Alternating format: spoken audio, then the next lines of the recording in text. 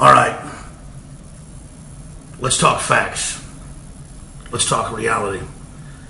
Trump, via his attorney general, has appointed a special counsel or investigator, former head of the FBI, Robert Mueller. That's not going to put to bed all this Russian narrative. The Democrats started this a year and a half ago. They're not going to stop. The Podestas heading up the Hillary campaign had problems. They'd sold a third of our uranium to the Russians. Hillary had been meeting secretly with Putin. She'd been on the Chinese communist payroll. They had problems. So what you do is, when you've got problems, you then blame what you've been up to on your opposition. But let's skip past all that. I don't back Donald Trump because he says he's a Republican. I don't back Donald Trump because I've talked to him on the telephone. I back Trump because you know a man by his enemies. The big banks, the foreign establishment, the multinationals, the communist Chinese, the corrupt Pope, the Saudi Arabians, they all have been arch enemies of him. Trump really is not a conservative. He's a populist. And when he criticizes the one-sided deals of NAFTA or GATT or the TPP, bipartisanly, secretly created over 10 years, Hillary Clinton was at the heart of it, that transfers our power to it, that's a big liberal issue the liberals were all against. NAFTA, GATT, TPP, WTO taking our rights. I remember covering the left out in Seattle in '99, getting arrested and beat up, and the government hired provocateurs. Bill Clinton hired provocateurs. It was in the Seattle Post-Intelligencer, the Seattle Times, to engage in violence, to blame them. I have the footage. It's in my film, Police State 2, The Takeover.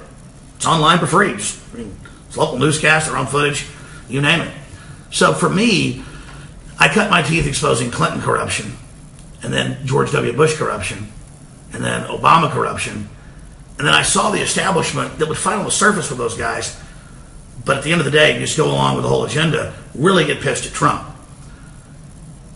And I didn't like the orange hair and all the flamboyant stuff. And I thought, isn't that guy like a Democrat, friends with the Clintons? But then I really saw the policies and how he supported not having NAFTA and GATT 20-something years ago. And I looked at how he was against the Iraq War. I saw the 6 different videos on CNN and Fox from 2003 on the eve of it saying, this is a bad idea, let's not do it. And then I would see mainstream media saying, Trump never did that, that's a conspiracy theory. And if you don't think Obamacare is free, you're a racist. You know, it was just like, whoa, what's going on? So the political discourse has been going downhill for a long time. And when Bush was in office, I was called a communist for opposing him. When Obama was in office, I was a racist. And then now, just in the campaign, because he was the underdog and knowing how bad Hillary was, how they stole the nomination from Sanders, I supported Trump. But I've seen a lot of people out there say, oh my God, Trump is not as popular as he was with his base just 120 days ago. And, the rallies aren't as excited about Trump anymore, but they're excited about libertarianism and, fighting political correctness. Let's abandon Trump. Let's just promote what's exciting and new. I'm a winter patriot, winter soldier. That's not a Captain America movie. It has a previous term to like poems and things written back in the time of the Revolutionary War about George Washington battling through the coldest winters year after year, 6 years, and losing a lot of his soldiers and being a winter soldier, not a sunshine soldier, not a sunshine patriot. It isn't even about Trump. It's a figurehead like Farage and the Brexit. If they can destroy Trump, they can sell the idea of collectivism and the wonders of Venezuela or North Korea. And those of us that are informed know that free market has its issues, but compared to socialism or communism or fascism, it's way more preferable. But the 48% that are either on government payroll or get government checks, they really don't have a sense of guilt. They have a sense of entitlement and a sense of flyover territory of anybody that has a swimming pool or has a nice life. And I'm overgeneralizing. There are a lot of government employees that do decent jobs and have value-added things. But, it's the unions, it's the overall culture. And they just really see anybody that owns their own business as an enemy. It's like Obama. He says, he built this new administration and thinks Trump's tearing it down. And he built America, but you didn't build your business. So it's this inherent arrogance and this inherent imperious haughtiness you see by the Republican and Democratic leadership that have been opposed to Trump. Now, Trump went sideways with a health bill that wasn't a very good overhaul, and he went sideways and saying, we should go after Assange and all this when Assange probably got him elected. He said, Assange, if you got more stuff, please bring it out. That's all wrong.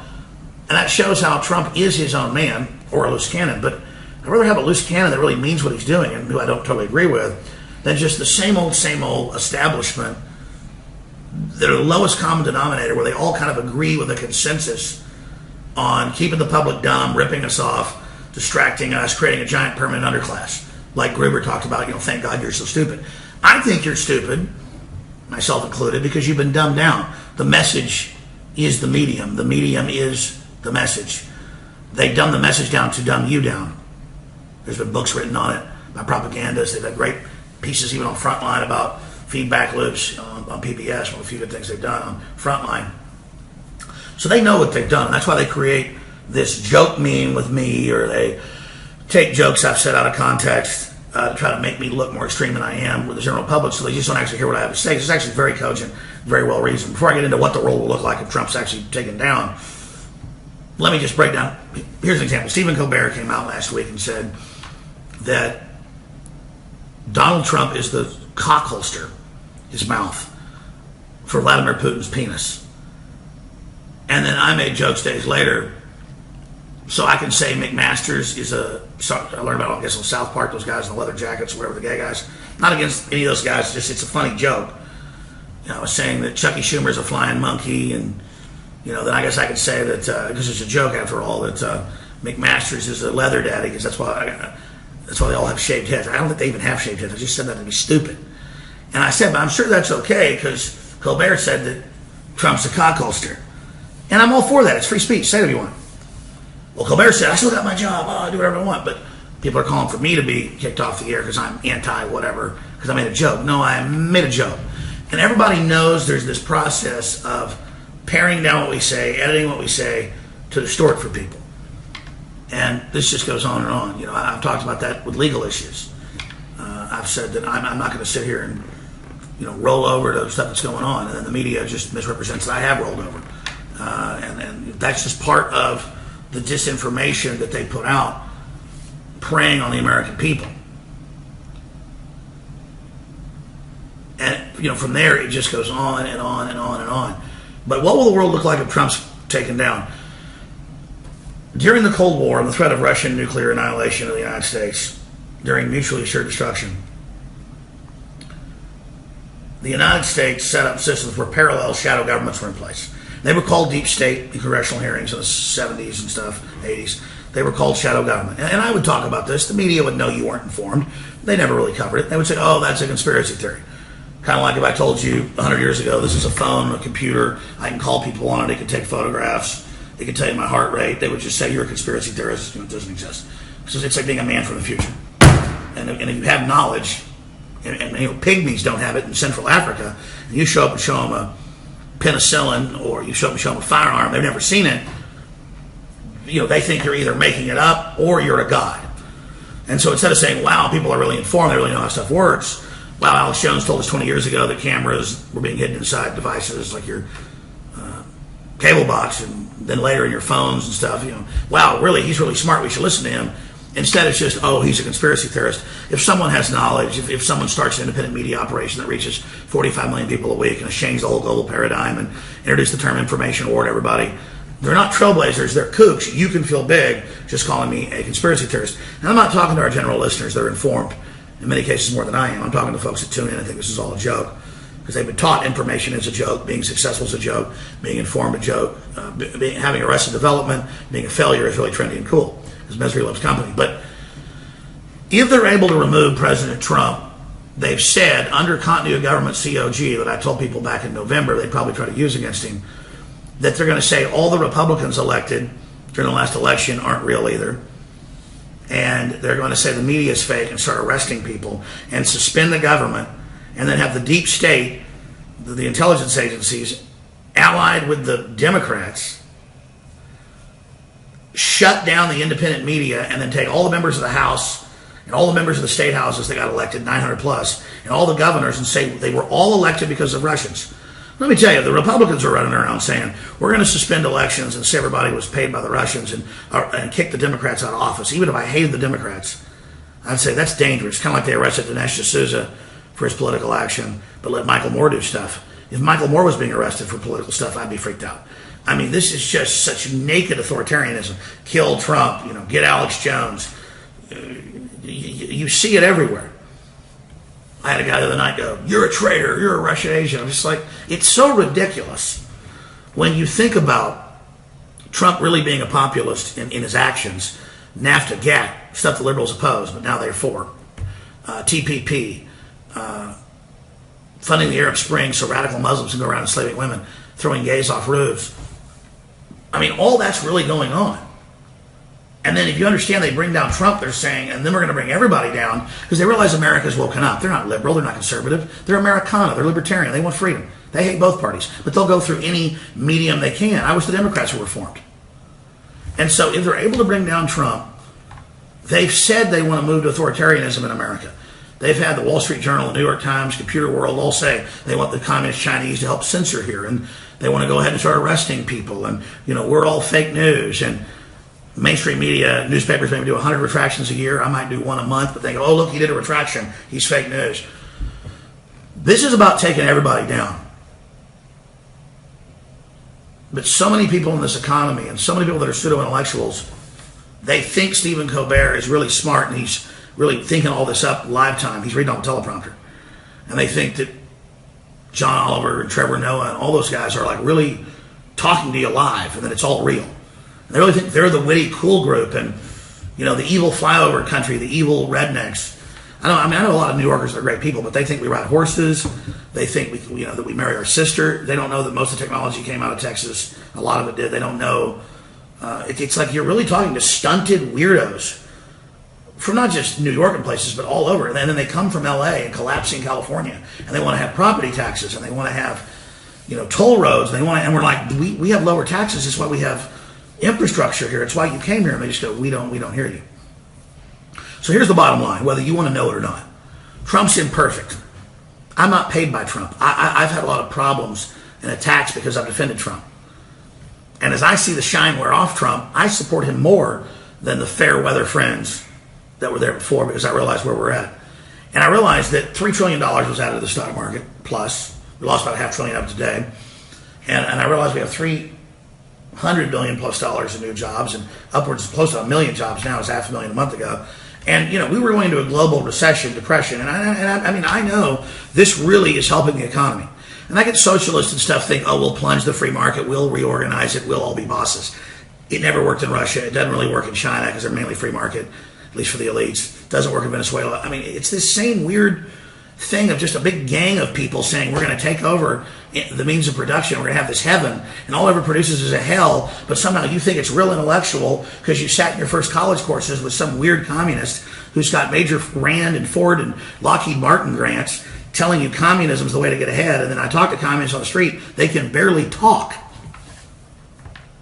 And they haven't read Marx and Engels, and they don't understand social Darwinism. They just don't understand eugenics. They don't have any basic knowledge. They don't know who Edward Bernays is. They don't know anything. They just sit there acting real intellectual and getting together like little followers. And that's the greatest problem, is the paradox of a free, open society compared to what we had in the past makes incredibly weak, pathetic people, as Victor Hugo, who would be a classical kind of leftist philosopher, statesman from France, but a good leftist, a true progressive. He said, adversity makes men, prosperity makes monsters.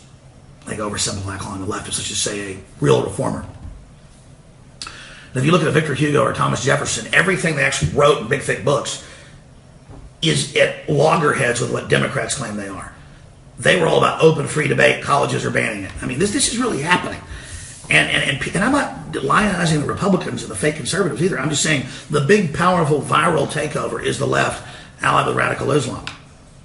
And the big paradox is you've got all these betas and all these people that are just pathetic and stupid and dumb and have no vision and no spark and no creativity, and they're scared, and they get organized in college and high school, and they watch Comedy Central, and they get all wound up militarily and like kind of a false alpha male download. And then the true alpha males have been taught to be subservient, to control their alpha male instincts, to try to be more maternalistic and build people up. And we go, oh, here, let me help you. And they're like, bah, like attacking you like a piranha. And all they want to see is an alpha male torn down. They want to see the family broken up. They want to see any symbol of success destroyed because they don't have it. So they're banning Mother's Day in Canada and banning it here. They're saying, let's get rid of the word father and mother. And 4 or 5 years ago when they started this, they'd say, oh, that's just extremely tough. Now they're like, no, we are going to ban it. And you just realize it's a cult of total followers that get in line because they believe we're finally in the in group. You know, I played football a couple of years, so I realized it was such a cult of so-called tough guys. And I could already have, you know, the best-looking cheerleaders. I wanted to date them already, just because I was fun. I didn't need to be in football and go be part of some ritual. So I get liberals and trendies and pibs and, you know, the skaters and everybody for wanting to be kind of their own thing and not wanting the establishment. But they've taken kind of nerddom and turned it into the new establishment, and it's even more uncool than the jocks. I mean, I was somebody that very early on would love to go after all the skater girls. Back when I was growing up, that was when heavy metal was the coolest, but still most of the preppy guys were like, what are you doing wearing that Motley Crue or Metallica shirt? And I was like, I'm 13, I'm getting the 16-year-old girls to take me to the movies. And, you know, I had long blonde hair, and I'd let the girls comb it.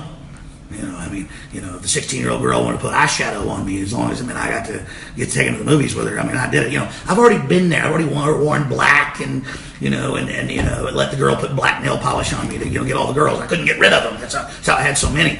I'm not putting you down. I do that very often. I do it like that night at their houses. They wanted to do it. The point is, and I'm just telling you, I've already done it. I've already worn black. But at the same time, I wasn't just wearing black sometimes. I was getting in all the big fights, and I was playing baseball, and I was doing it all. And I'm not bragging about who I am or what I've done. It's just that I was the guy that didn't care if you were skaters, because I like to ride skateboards. And I didn't care if it was the, you know, fun black guys, and I'd go over to their house and hang out and go fishing with them at their farm, as long as they were cool people. I mean, I inherently hung out with everybody. You know, I'd go over and, you know, hang out in the Mexican part of town, and they were all more white bread than I was, listening to Black Sabbath and drinking whiskey. I went over there because it was fun. And that, even quasi-segregated society, was more integrated, more fun than this modern one today.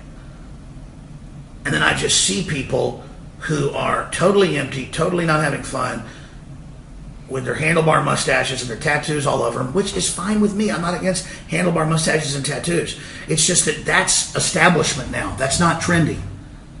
Glenn Danzig 30 years ago with tattoos, you know, like he said 30, 40 years ago, it was only the Marines, you know, guys that were in the Army, and then punk rock that had tattoos. Now it's like everybody's got them. And I'm not knocking you for having them. I'm just saying, it's like, just because you have tattoos doesn't mean you're like super cool and have all the answers to the universe. And there's this form over reality. There's this clash between disinfo and reality. And I'm totally real. I'm really trying to empower the people. I know Kennedy cut taxes by 50% and tax money double the next year that came in. So that's not Republican or Democrat. That's what works. It gives the people the choice to build their own economy. Globalists want you barely getting enough to live so they control and can social engineer through Agenda 21 what you do. And the good news is, in closing, I've seen them 5 years ago saying Agenda 21 didn't exist and the Federal Reserve wasn't private. Today they have to admit it. And they have to admit world government. They have to admit globalism is unelected. They have to admit all this stuff now. And we've come a long way together. It's just that I've seen them weaponize politics like Edward Bernays did 80 years ago, merging Hollywood, burgeoning Hollywood, fledgling Hollywood with the politicians at these big press centers to make it all look like the super class, so whatever they say and believe is what we should all believe out here in middle America or out here in real America. And that's just not how the world works. America was all about the commoner believing they had the answers and not liking elitism, not liking royalty, not liking buying into something. And that's what Alex de Tocqueville, the French philosopher and historian, wrote about. We should get back to common sense and grassroots and local control, and not liberal or conservative, but real issues. We should trust the American people to own firearms and to have their own businesses, and trust the Amish to sell cheese. We have courts if somebody gets sick from the cheese, but nobody ever does from their cheese. It's big government cheese you get sick from. That's what I mean. We're just being turned into these domesticated jellyfish, and it doesn't empower us. And then the system tries to sexualize children and tries to, have the state come in and tell your kid what sex they are or what sex they're not. I mean, all of this is such a brutal assault on the identity and free will of the people, and everyone should see it. And the vehicle of global corruption right now is leftist world governments, because that's what domesticates you, and that's inherently a better vehicle than fake conservatism. Fake conservatism is just the stand-in loyal opposition to that system. And so Trump fundamentally is bringing a businessman approach, and really is trying to be the turnaround man for America, and that's why he's so opposed. So if they get rid of him, they're going to then try to remove all the Republicans that have been elected. They're going to try to suspend elections, have new ones in 6 months once they do it, and we'll never come back from that without a civil war. And hell, they're so cocky and so arrogant in their megalomania, they want a physical fight with everybody right away. And then I just look at everybody that saw the last staged election, where they tried to steal it from Trump, but still failed. You guys aren't all powerful, and you want to have this rite of passage that you didn't have when you were 14 or 15 of fighting or warfare. And you're just beta followers. You only become leaders and stop being cuckolded, conditioned people when you realize you've been manipulated. But I understand the way cognitive dissonance works, or Stockholm syndrome, learned helplessness. People don't really want to admit that chemicals have been put in their food and water to change their biology from birth. People don't really want to admit why their family's dying of cancer around. People don't really do anything about it because there's an inherent laziness that, oh, that's work, or I don't want to believe that. I can believe whatever I want. And it's that delusional garbage that's the real hallmark of a society that's about to collapse. But I'll tell you this in closing. I'm not going to collapse. I'm going to be successful no matter what happens politically. I mean, unless we have a total collapse of society. I'm always going to be successful because I live in the real world. And that's really the proof of knowing what you're talking about. You look at people that go get 2 or 3 college degrees, almost worthless. I'm not knocking college. They've gotten rid of the economy that they're teaching you to be part of. I'm just telling you, but I get it. You got 3 degrees. You got to hate the middle class and prosperity and families, because the degrees aren't to get that now. The degrees are part of being in a political club, and then you hope that if you take over what's left of the economy, that you could be successful by managing others. You have to build your own world if you're going to be successful. If you run somebody else's life, you won't be happy. And that's all I'm getting at here. For control freak right-wingers, control freak left-wingers, all of you, there's just so much deception, and the fake news that they project about me, and you ask, why am I such a big enemy? It's because what we're covering fundamentally threatens their world system. About empowering you, about understanding history, about a Renaissance economy, about a system based on humanity. Not a future where we're not needed, not a future where we're obsolete, but a future built more, for and by us. So Trump's very, very sad, and the people being so weak is very, very sad. And if he's destroyed, it will only embolden the forces of tyranny that are just cozied up to communist China and the Vatican and everything else. I look at the left like going, oh, thank God, China's going to help censor the right wing in the news. And I'm just like, China kills Buddhists by the hundreds of thousands a year and sells their organ, and leftists don't care because it's their identity to just love big government and think they're defeating the evil right-wingers. It's the same thing with Islam, and millions being brought into Europe, hundreds of thousands here, and sexual mutilation, and they're almost all men, and they're horrible, just horrible, thug-like, gross cultural thugs. And then the left's like projecting that on the West that empowered women, and they're going, oh, I love the hijab, I cut my genitals off, oh, it's so liberal, oh, throw the gays off buildings. And they really are doing this, and you realize they are cuckolded and feel powerless, and they're scared, but a kind of twisted, dirty, filthy third world alpha male they get off on because it's ugly like them. And you realize that that's why misery loves company. All right. I'm done. I appreciate you watching. I'll be back tomorrow, 11 a.m. Central, Infowars.com/show. I know most of the spam bots from David Brock and others, they admit hundreds of millions spent every few years, just put out stupid little, hey, tinfoil hat, hey, you're crazy stuff. But I know there's some real people out there that see that and kind of repeat it. And I get the great audience is awake. You're awake. But I just keep talking to the prodigal sons and daughters out there that just don't know that I really want to see you succeed. I want to see you out of the cult you're in. I mean, you're in a cult just like Nazism or what we've seen with the modern cults. There's no cult with me. They call me a cult leader. There's no followers here in my presence. There's no do it just as I say. I'm just saying you've got the power and the answers.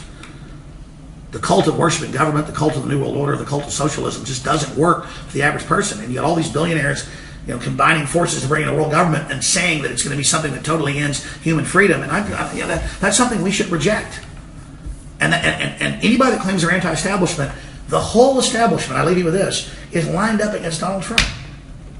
He's tried to co-opt the establishment unsuccessfully. And it's just so sad to see the lion stumbling in the arena being torn apart by hyenas, and then seeing a bunch of bound chickens squawking like a conveyor belt being fed to other hyenas, looking at the lion, thinking they're hyenas.